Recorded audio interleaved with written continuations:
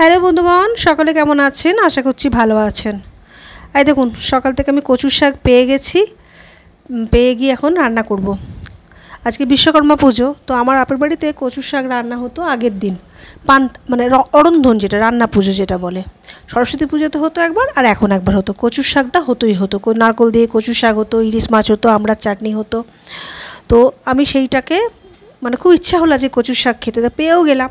তাই জন্য বললাম না, কচুর শাকটা মা কেটে কুটে দিল, আমি এটাকে সেদ্ধ করতে দিলাম। দিয়ে এখন এটাকে সেদ্ধ হয়ে গেছে। এবার এর মধ্যে খুব সোজা, রান্নাটা ভীষণ সোজা। সর্ষের তেল দিয়ে একটুখানি জিরে, শুকনো লঙ্কা আর তেজপাতা এখন দিয়ে দিলাম।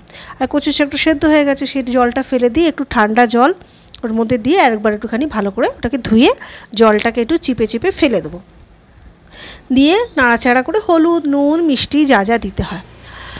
আমার আর সেই কথাগুলোই মনে পড়ছে যে কী ভালো লাগতো, সে রান্না হতো আগের দিন, রান্না হতো। আজকে আবার আমাদের বাড়িতে উনুনের মধ্যে উনুন পুজো হতো।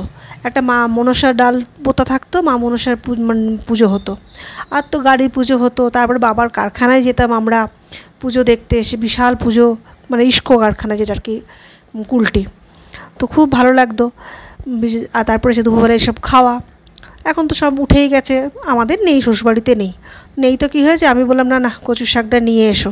আমি তো নুন, মিষ্টি, হলুদ, একটু জিরে গুঁড়ো সব কিছু দিয়ে একটু গরম মশলা দেবো, দিয়ে পরে নারকেল কোড়া দিয়ে এটাকে নামিয়ে দেবো। তো আমার রেসিপিটা হয়ে গেল। আমার রেসিপিটা আপনাদের কেমন লাগলো অবশ্যই বলবেন। আর দেখবেন না, খেতে কিন্তু খুব ভালোও লাগে। এটা আবার কিন্তু ঝাল ঝাল ভাল লাগে না। অনেকে আবার হয়তো ইয়ে দিয়ে করে, ওই ইলিশ মাছের মাথা টাথা দিয়ে করে। আমরা কোনোদিন ইলিশ মাছের মাথা দিয়ে করিনি। আমরা এরকমভাবেই খেয়ে এসেছি, আর খেতে খুব ভালোও লাগে। আমার কচুর শাক রেডি হয়ে গেল। তো চলুন আজকে জমিয়ে একটু কচুর শাক খাবো। কিন্তু খাবো কি, আজ তো পূর্ণিমা। আজকে আমাদেরটা তুলে রাখবো, কালকে আমরা খাবো। তো এইখানেই আমার ভিডিওটা রাখলাম। সঙ্গে থাকুন, পাশে থাকুন। এরপর আবার পূর্ণিমার জোগাড় আছে, চলুন গিয়ে পূর্ণিমার জোগাড়টা করে ফেলি। আজকের মতো ভিডিওটা এখানেই রাখছি। সবাই সঙ্গে থাকুন, পাশে থাকুন। আর অনেক অনেক ধন্যবাদ সকলকে যারা আমার পাশে আছে।